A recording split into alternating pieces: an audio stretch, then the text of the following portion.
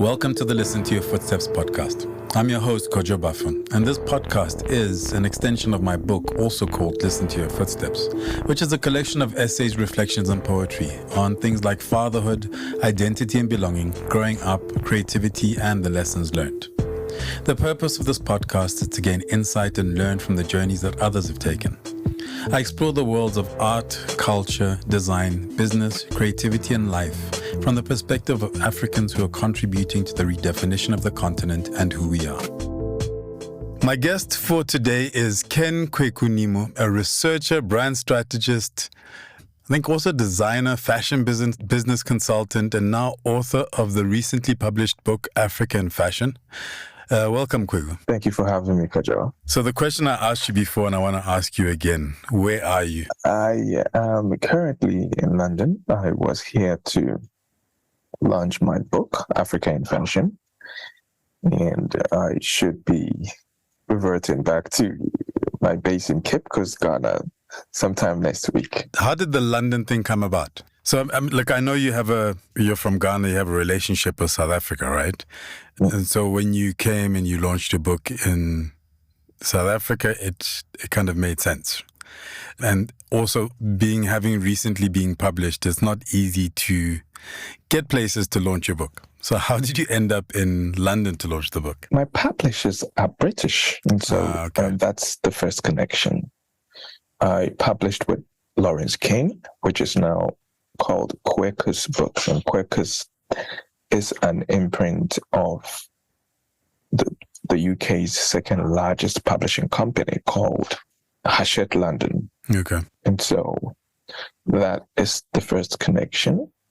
But also after the book was released sometime back in May, I always felt the need to do physical events with the sole purpose of connecting with what I call my community and getting to meet people and getting feedback in person.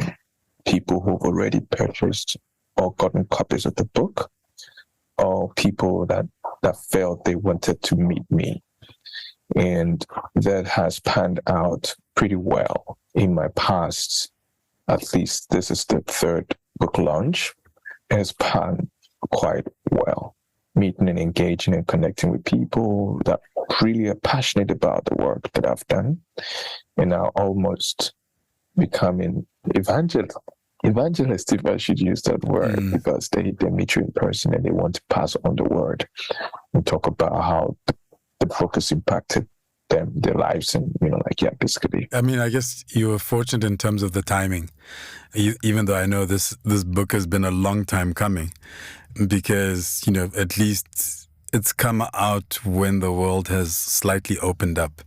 And I launched my book in the middle of the pandemic, in the middle of lockdowns, and it was an interesting exercise. Yes, that's very true. I would say that's been quite a good coincidence with the timing, but also the world is not just open for travel, but in the light of the incredible things that are happening around African fashion, particularly the subject matter, the world is also quite keen to learn and hear more about what is happening on the continent in terms of both our creative, cultural advancement and all that's happening, basically, especially in not just design and art, but also fashion.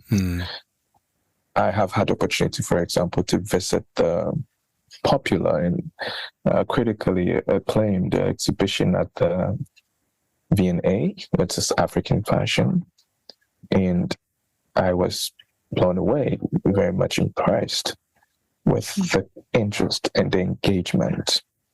Beyond that, my travel to London has also given me the opportunity to connect, especially as a researcher, to connect and share quite a significant chunk of my findings in engagement with the designers, with the academic community right here in London. I have had the privilege to visit at least 4 universities. I had the opportunity to speak and engage with students, postgraduate students in management, in commercial fashion, in retail, generally the interest has been overwhelming. And so, yes, I think there's also a time where there's a lot of interest in this very specific subject matter of African fashion. So, yeah, I would say that I have been lucky twice. Where does this relationship with fashion come from? I mean, you talk about, a boy from Cape Coast. I've always had this creative affinity for design and art. And since my junior high school years, would always participate in endeavors that were related to the art and design. However, during my senior high school days, I sort of like deviated a bit due perhaps to the absence of, like adequate guidance or, like the right counsel in terms of career. I ended up reading a whole different program, economics, mathematics, geography, etc. Found my way to the university, majored in economics and mathematics. But this hunger for the creative side of me never died off. Sometime in my university years, I began creating, basically designing and doing printed T-shirts. I had begun a collection that featured, like a sports collection that featured a basketball, this huge, incredibly huge basketball printed a T-shirt, like basically targeting the active community in the university, and it caught on really well. Fast forward, I completed university and started off my own business. I engaged in screen printing, digitized embroidery, and after a decade in that, having grown my business to quite a profitable one, I was itching to do something more. I felt that I wanted to do something more challenging. That's where I began looking around, trying to find what my next was going to be. And naturally, I gravitated towards fashion. I said, okay, look, here I have an opportunity to get back to school. And this time around, I'm going to make sure that it's going to be something I'm passionate about. And so I enrolled at the program in Joburg. That's in 2016. I applied to LISOF. I was admitted, unbeknown to me. The program that I opted for, I just wanted to come into South Africa very quickly, just spend a year at most, and return to Ghana to start to get back to business, because my business was still running. I had rather opted for a research postgraduate honors in fashion.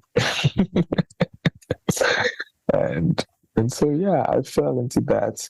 But I also, once I began, noticed that it was quite an interesting niche that didn't have a lot in terms of, and it also sort of like suited my background anyway.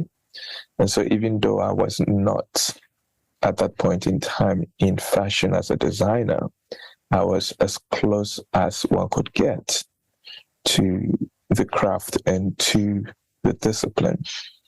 But then I could also use my background, my knowledge in economics and mathematics, to now research and explore a subject that I was passionate about. And that's how come I found my way into fashion. My knowledge and expertise also got me into experimenting, basically, and putting to work what I had learned in the classroom. I'm not sure if I told you that towards the end of my MA at the University of Johannesburg, I set up a retail store, a menswear retail store. Menswear has always been something that I've been passionate about. And I was, of course, keen, and I was following you while you were at GQ. So, yeah, menswear definitely was something that I was so passionate about. And so I began a menswear store, a retail store in Melville, where it was not so much about even my own brand or my own design. I had a brand, of course, an in-house brand, of course, but more importantly, I I would also consult with other designers and get a few more brands, other brands where I would consult in both product and basically product development, and also help them to access markets. Yeah. And so it became something like a concept store of a sort where I could now experiment with how people would engage with designers and works, mostly artisans that I worked with in West Africa. But this also just sort of happened right around the time when COVID had, reared its head. And so it had to, at a point in time, sort of reprioritize and focus on finishing my manuscript for the book. And so this has been my journey. This has been my journey in fashion, basically, dabbling at different points in time. And also had the opportunity, even alongside my academic journey, to also intern and work in some incredible companies. I worked once in Luminance in Hyde Park. I also worked with a men's wear store in 44 Stanley called Audrin. And yes, it's been quite an interesting journey this far. What, of course, I always say makes my journey interesting and unique is the fact that I am just as close to the action in terms of, for example, even when I was writing my book and researching for my book, I would spend time with some of the designers and not just observe their practice, but also participate in some of their routine. I remember in 2018, a collection, I think it was a spring-summer collection for Marion Fassler. Yeah. And I spent time close to like 2 weeks, not just engaging and interviewing herself and her community of artisans and incredible, creative people, but actually being a part of it and stitching stuff and, attaching sequins and stuff. And I mean, basically doing all of these things. So these are the things that makes what I do unique and different. Because of that, I'm also able to speak to a lot of these issues and a lot of these challenges that these designers face, because I am somebody that is as close to the industry as possible. I think there's much to be said for recognizing that in every sector, every industry, there are different components or different aspects and different elements. And the challenge is that tension tends to be on whatever in that particular industry is considered, let's say, the spearhead. So, Exactly. Within fashion, it's the fashion designer. Within music, it's the singer, the rapper, etc. But we actually there's a whole bunch of people behind the scenes that you actually need, both vested and directly linked, but also to a certain extent neutral. From an African perspective in particular, it's those parts of the industry that we're lacking. Like we do not lack designers, right? We do not lack that kind of creative eye and that desire to create, for example, garments. Like we don't lack photographers. We don't lack artists. We don't lack, musicians. But to a certain extent, who's researching, who is creating, who's building the studios, who is managing, who's building galleries. And when we first met, I found that to be the most interesting thing. And when you say that you come from, for example, an economics and mathematics background, and you had a business, then it actually makes sense. Yeah. Because you also have to be egoless to a certain extent. 100%. And I also noticed something that you make such an important point. And I've said this countless times, that the reason why, very specifically, the African fashion industry, we struggle as a continent to leverage its potential to the fullest, is because of the absence of an industry, like a fully fledged end-to-end integrated industry. And I love the point that you made, and I've made this point myself time and again. I found myself privileged. And when I say privileged, I mean, I went out there in South Africa, like hoping to be a fashion designer, but returned as a voice for designers across the continent. And that's quite interesting. I had to, at a point in time, acknowledge and recognize the fact that you just made, that we did not lack designers. It was not a matter of another designer and yet another designer and yet another designer. People are impressed to see what I have done in the past, even with so little training in design. And yet you had to be, like you said, egoless to learn to say, look, this is not about me. This is also about a greater cause and contributing to something that is a bit bigger than yourself. And of course, that is what I would say has opened doors and opportunities for me everywhere I go. I don't speak about my work necessarily. I'm speaking about these incredible designers who are doing so much to foreground Africa and its culture. And so but then also just to also add to that, the importance of having people within, professionals within this highly, if I should say, this incredible potential of an industry is one that, I can't belabor. And sadly, that's where we've been lacking. Recently, there's a young lady who actually happens to be the younger sister of a friend of mine, a friend that I studied in Johannesburg with sometime back in 2018. And she did her first degree. This young lady did her first degree, did her LLB actually, completed her LLB, but had always had a passion to do something related to, like creativity. Of course, she would see her sister, who's a fashion designer, do a lot of stuff in the creative, sphere, but then she also had her own interest. And soon after completing, I think, the LLB in Johannesburg as well, guess what? This young lady applied for a scholarship and got the opportunity to study fashion communication at Condé Nast, and is currently here in London studying fashion communication. Now that is the future. That for me is beginning to now see interest in this diverse aspects of the broader industry. Like you said, we need expertise in communication. We need expertise in retail.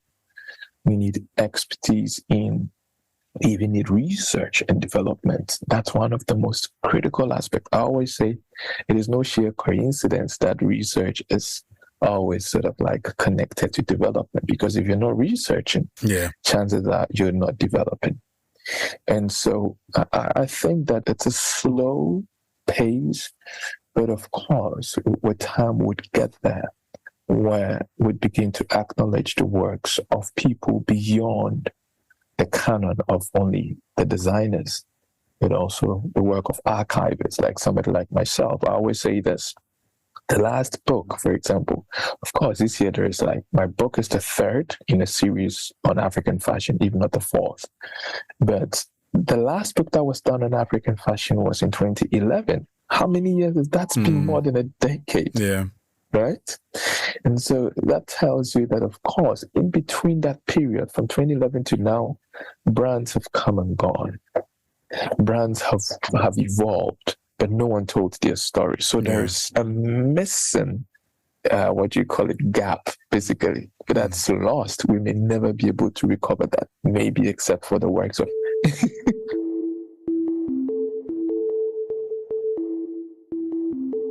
You are listening to the Listen to Your Footsteps podcast, a podcast in which I chat to Africans from a cross-section of society and sectors, including art, culture, design, business, and creativity, to name a few.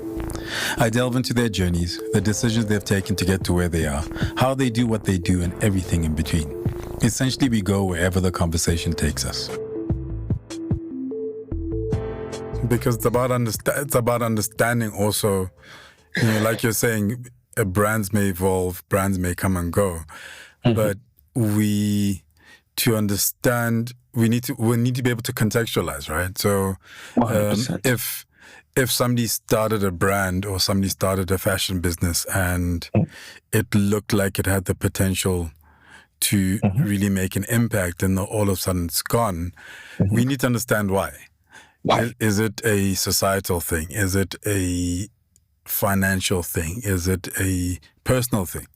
And, Yes. what are the lessons that we can learn, that everybody else can learn from that in terms of moving forward? But like you're saying, with so much time in between, I mean, if you look at how from the West, I mean, particularly, let's say from the US, because that's what's front and center in terms of the media that's thrown our way, we will know the intricacies of a bunch of different businesses, but we don't even know the basics of our own business. So much so. So how do you, because I know, I mean, when you and I first met, because you'd reached out and I think you sent me or you showed me like an early draft of the book when you're still trying to figure out what was going to happen and would somebody publish it, etc. How have you maintained that focus and that motivation on carrying it through? And that's obviously one of the biggest challenge, focus and consistency in a writer's journey, in an author's journey, that I'm sure you can identify with. I would say. But I'm also curious about because it's tied to the personal, right? 100%. Because it's not just a project. It's, you have responsibilities, you have a life that you're living. So there's all of these things, and you're also you're exploring an area that is relatively untouched. So it has potential, but you're also not guaranteed that anything will come of it, right? Yeah. Of course, in between the times that I would sit and write, I still, for example, have routines. I still have to live. I have to find ways of generating income. Because I mean, like even with trade publishing, where you would conventionally get an advance, the advance, especially for a new author, is not grand. Not necessarily newsworthy, if I should use that term. And so, yes, you do have quite a lot that you'd have to sort of like sandwich in between from the start of your manuscript until the end. What I would say was a motivation for me was the fact that I never deviated too far away from the subject matter. I spent a significant amount of time very close to the industry. And I would always have this conversation time and again when I had the opportunity and when I met people like yourself, just like you alluded to earlier. I would have this conversation with people and I'll tell them, look, there's the work that I'm doing in African fashion. And I'd get the motivation. I mean, I'd get that. I don't know if it's the right term to use as affirmation, but maybe a confirmation that it was an important work and that I needed to keep going.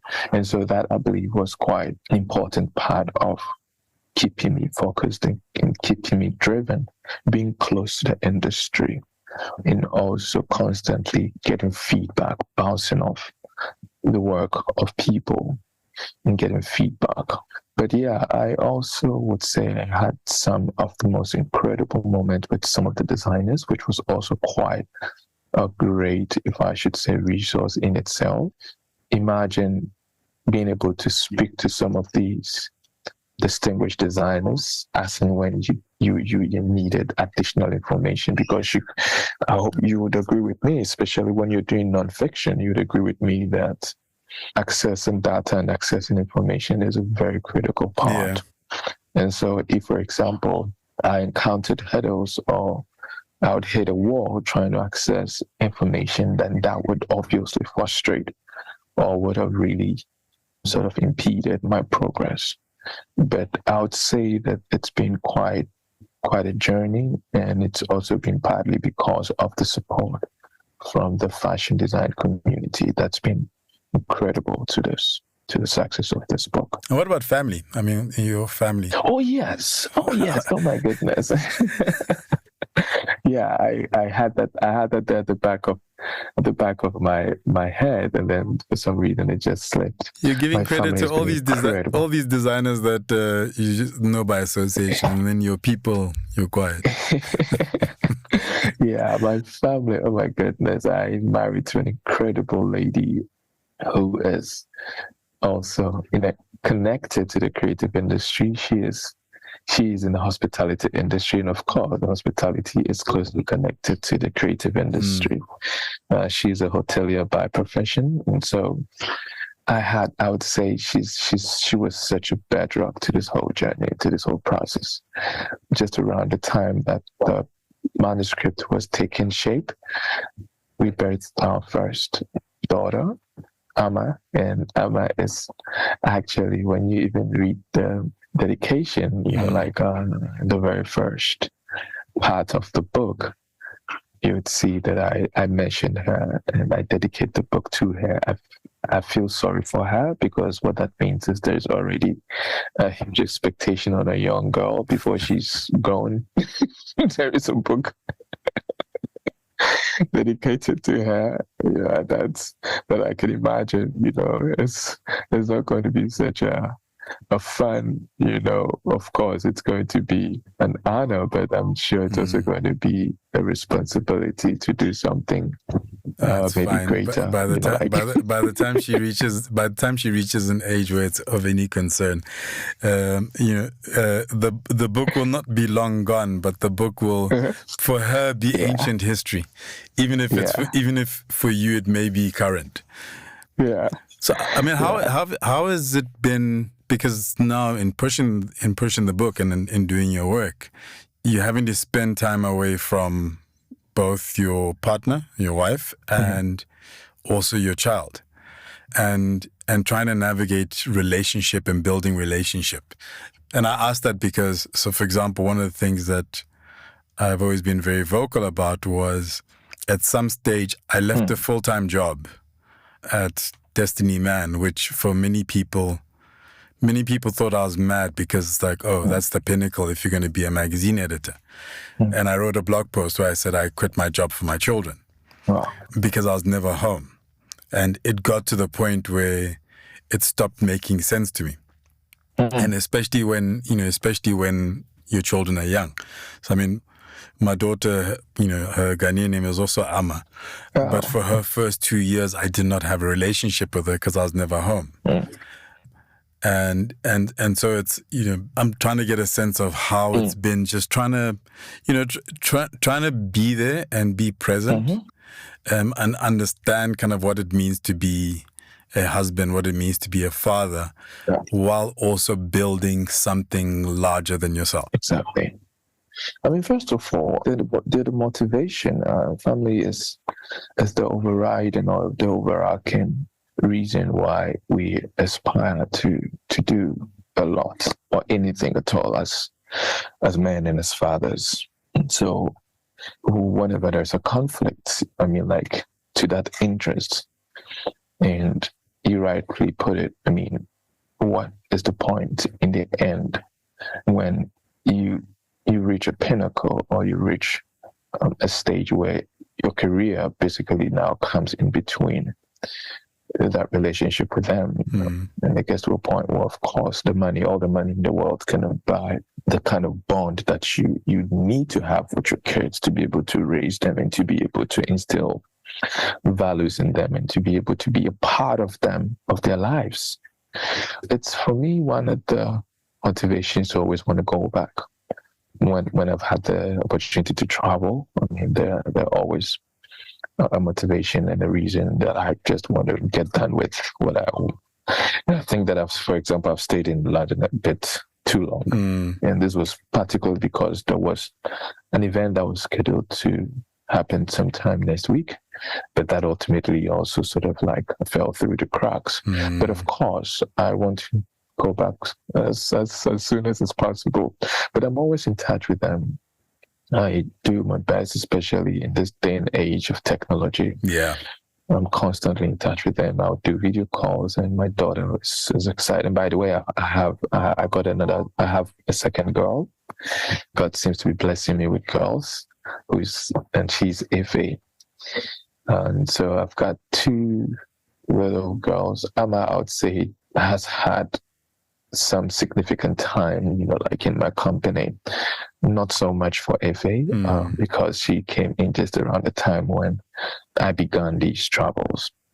And of course, I'm not even sure where, like this train is stopping next. But of course, in the age of technology, we make the effort to connect, to spend significant time on the phone with them, video call and connecting, and at least making them feel that I'm present. But yeah, there's a significant, I should say, challenge, to navigate. Yeah, I mean, look, video calling does make it much easier. It doesn't. I was traveling in the days when it was harder to do video calls, and all I'd hear in the background is a child going, "Tell daddy I'm busy." Oh, and you're sitting on the other side of the world, missing home. And the people at home are going through life, so they're not. You're interrupting a process. Because you're the one that's off in a different place. And operating outside of the normal household routine. Of course, I mean, the video really makes a difference. I mean, I can recollect the number of times I would do the video call, and Amma, at the moment she would hear my voice, she would leap like, "Daddy, daddy, daddy, daddy." She'd be like, of course, she can't speak well. She's 2 years and a few months, but she'd be screaming, "Daddy, daddy, daddy, daddy, where are you? Where are you?" At least she can scream those, but she's excited, to some degree, sometimes I believe that there is some positive to it, when, for example, things that are close to us, we tend to take for granted. And when they're away from us, we're like, "I've been seeing you for so long." I just can't wait to see you again, And so I think that personally, it's important that we understand our roles, and of course we make the effort to be there in any way, anyhow possible, when like by virtue of what we do, we can't be at home all the time. But of course, I've also noticed that the work of writing actually is potentially one of the jobs that gets us closest to the home. I mean, until I began writing, and by the way, I also freelance. I have done a number of freelance gigs for Vogue and for a couple of other magazines here in the UK. And I also currently do copywriting for a company in the United States. But what I also noticed is, until I began my writing career, I loved books, but I never saw the need to have a full-fledged library and a steady area. I'm a researcher, but then I would spend time behind a regular desk. I just didn't really need to really set up an entire library. But I've done that, and I spend a lot of time there at home. That part of the home has literally become the heart of our activities in the house. And I'd have my little girl come around, and I would come around, spend some time with me. I call her my co-author. She would spend some time with me, whether it's to distract, whether it's to jump into a Zoom call, just make an appearance here and there, but I noticed that it's an opportunity to be closer home. Of course, the opportunity comes also to travel around every now and then, but given that to be a routine when you publish a book, then you're looking at maybe something that comes up maybe every 2 or 3, or who knows, maybe even 5 years in between, right? Especially when you know that it takes a while to do, like Yeah, a full volume of a book. but you're a researcher, so now we expect the rest of us can take forever to do books. But now you're supposed to be documenting what's going on. So now we're waiting for the next one. We're waiting for you to zoom. We're waiting for you to zoom into a particular segment or particular segment, section of the industry. Yeah, what I noticed, particularly, my interest is peaked around not just fashion. Of course, I think that fashion is really interesting, and it is something that is very close to home in terms of my passion. But I've also grown to be a lot more keen about documenting and writing about culture in general. I mean, who is writing about music in Africa? Who is writing about all these incredible legends that are, are just leaving the scene, whether it's because they pass on or, they, at a point in time, seize their craft. And not just that, but there is a lot in terms of documenting and storytelling around African culture. And you'd see a lot more work coming from me in that direction in the coming years. Of course, I do have a major work with a major publishing house that had to be rescheduled until 2026. So that manuscript is due for 2026. So yeah, you can see that in the work of an author, there are these long haul projects. But then in between, there are these intermittent projects, whether it's maybe doing a feature for magazines or doing a short form work that takes a much shorter period. But the most important thing is the pen is a powerful tool, and there's no boundary to what you can do with it, basically. I mean, you're based back in Cape Coast, right? Yes. In Cape Coast itself. Is there a reason why you kind of went back home?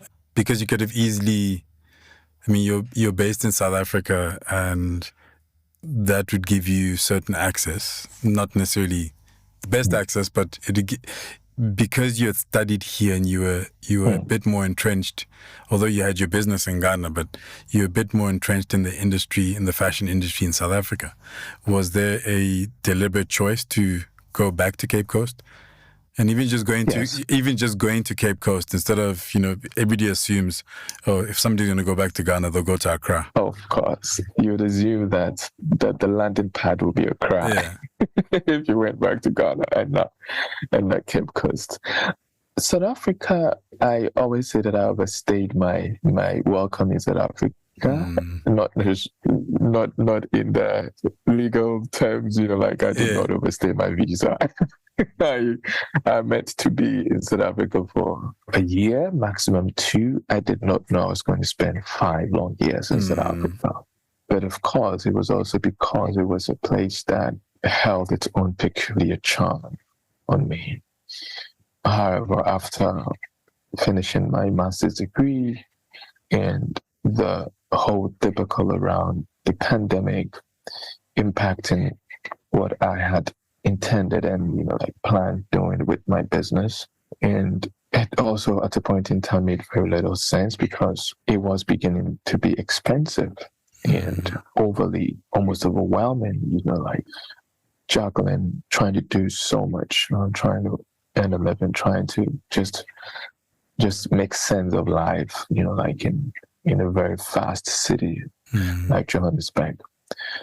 Ultimately, it made sense to come back home to sort of, especially I got to a point where I felt that I was more distracted than focused when my deadline, the deadline for my manuscript was creeping in on me. I found myself doing a lot, moving around Joburg a lot, engaging with artisans, creating a collection for my store, retrofitting the store, designing the store, doing this.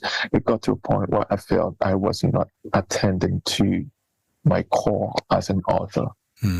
And so it dawned on me that, look, all of these incredible things you're doing do have potential, but none of them at this point in time in your life hold as much potential as completing this task.